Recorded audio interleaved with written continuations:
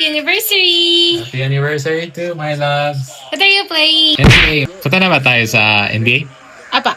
Wow! Thank you, Lord, sa blessing. Yeah, they wanna know how to get like me. Okay, let's go.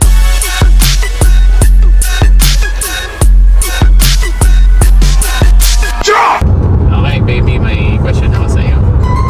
What are you thankful for sa 5th year wedding anniversary natin? Ano yung pinapasalamatan mo kay Lord? Ako, nagpapasalamat ako kay Lord sa new season na binigay niya na naging more intimate tayo and more loving and more understanding to one another. The Lord showered us with love na siya talaga yung center ng ating marriage, na kahit na sa mga times na may trials, but then the Lord's love is stronger and His love never fails, na mas naunawaan natin ng isa't isa and naging more united tayo in our plans as we render it to the Lord. Yun. Ikaw? Sweet naman. Kinig ako. Ako naman, nagpapasalamat ako kay Lord because of this 5th wedding anniversary natin. Na still we are serving the Lord kasi prayer naman natin sa Pinas na kahit na ilagay tayo dito sa US na foreign land ay continue pa rin tayo mag-serve kay Lord, and saan tayo ilagay ni Lord sa bahay.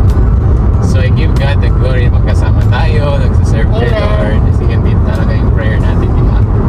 Tama. And God sustain us. Glory to God in the highest. Thank you, Jesus.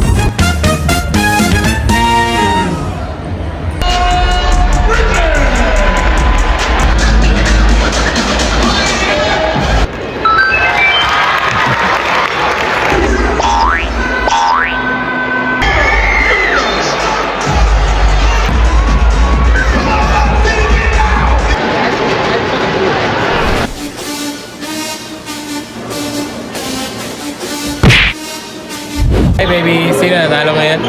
Ang box. Wow. Pero hindi man ako Sino natalo? Golden State ako. Go Stephen Curry. Panalo yung team ko, Milwaukee Bucks. Yes. Whee! Sulit na sulit talaga yung pag-attend namin. ng Congrats, NBA. Bucks. NBA!